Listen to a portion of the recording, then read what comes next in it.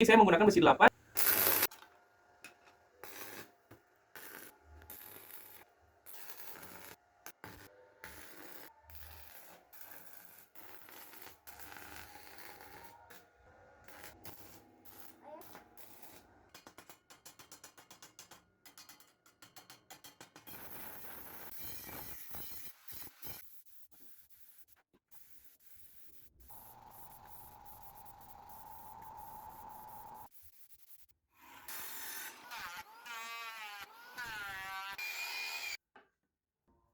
Ini kalau dijual di kafe tentunya bagus banget teman-teman, atau disimpan di kafe ini bagus banget ya, karena memang rekomendasinya ini untuk kursi kafe teman-teman, seperti ini bagus banget. Saya menggunakan besi diameter 8 pul ya teman-teman, dan juga untuk panjangnya saya menggunakan panjang 12 meter teman-teman, atau harganya 50.000 ya, 50.000 aja untuk besinya ini nih.